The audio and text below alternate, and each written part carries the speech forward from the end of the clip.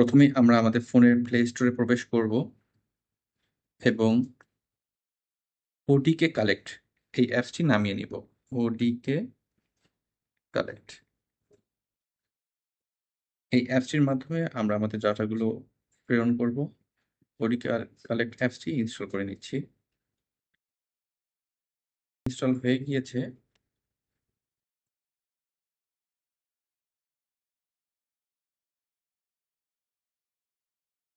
এখন আমরা অ্যাপসটি ওপেন করব এবং আমাদের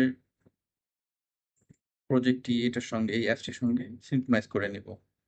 সেক্ষেত্রে কনফিগার উইথ কিউআর কোড এখানে ক্লিক করতে হবে এবং এইরকম একটি আপনারা ভিউ দেখতে পাবেন আপনাদের ফোনে।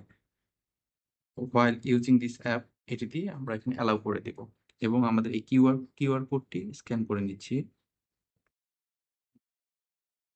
আমাদের ফর্মটি বর্তমানে সিনক্রোনাইজ হয়ে গিয়েছে। অ্যালাউ দিয়ে দিলাম। এখান থেকে আপনার স্টার্ট নিউ ফর্মে গিয়ে মনিটরিং অ্যান্ড ইভ্যালুয়েশন ফর্মটি দেখতে পাবেন। এ পর্যায়ে আমি আপনাদের সামনে আমার ফর্মটি উপস্থাপন করছি। আপনারা স্টার্ট নিউ ফর্ম থেকে মনিটরিং অ্যান্ড ইভ্যালুয়েশন ফর্মটি ওপেন করে নেবেন এবং এখানে মনিটরিং অফিসার নেম দিতে হবে। আমি আমার নামটি দিচ্ছি, আমি আছি। নেক্সট করে আপনারা এখান থেকে ডেজিগনেশনটি সিলেক্ট করবেন। আমি আদার্স থেকে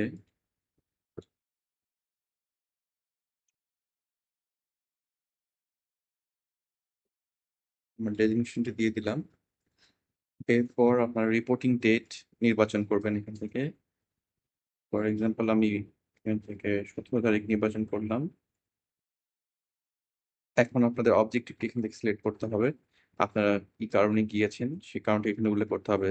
আমি অডিটিং ডকুমেন্টস, আমি একটা অফিসে অডিট করতে গিয়েছি, সেক্ষেত্রে আমি অডিট ডকুমেন্টস নির্বাচন করলাম।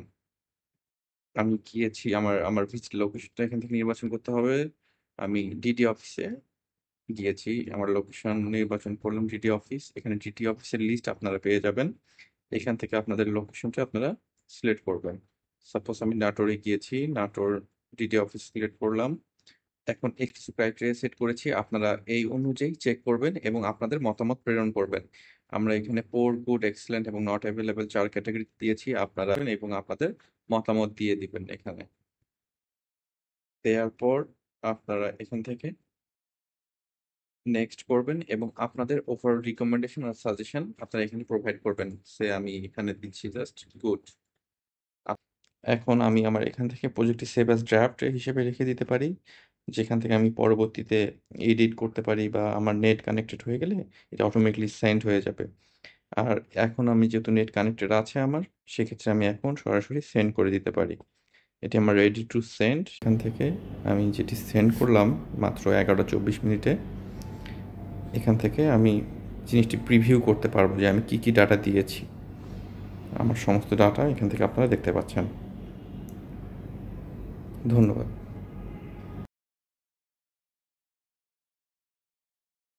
আরেকটি ডেমো দেখাবো। এখানে আপনার সিনারিটা এমন হবে যে একজন অফিসার একটি অফিসে গিয়েছেন, সেখানকার মাল্টিপল অবজেক্টিভের উপর উনি মনিটরিং করবেন। সো আমরা এটার উপরে একটা আপনাদেরকে ডেমো দেখাচ্ছি।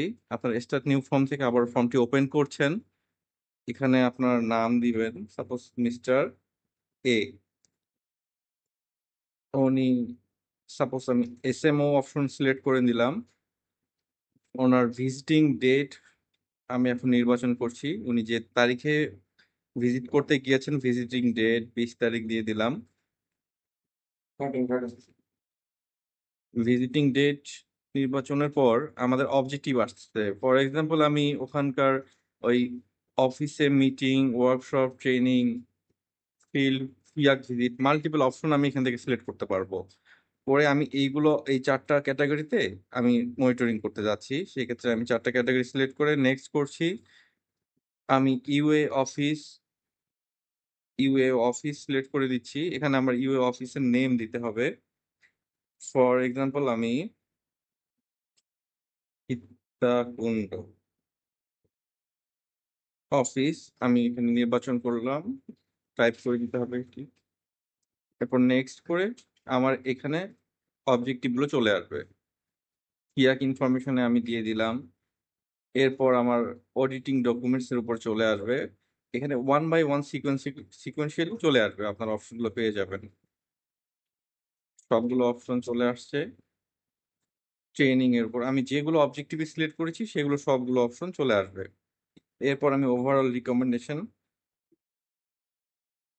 গুড দিলাম। ওকে, আমি সেন্ড করে দিলাম আমার ডাটাটি। আমার ডাটাটি সেন্ড হয়ে যাওয়ার পর আমি সেন্ড অপশন থেকে আমি এটি দেখতে পারবো যে আমি কি ডাটা দিয়েছি। আমার ডাটাটি ওভার রিভিউ করতে পারবো।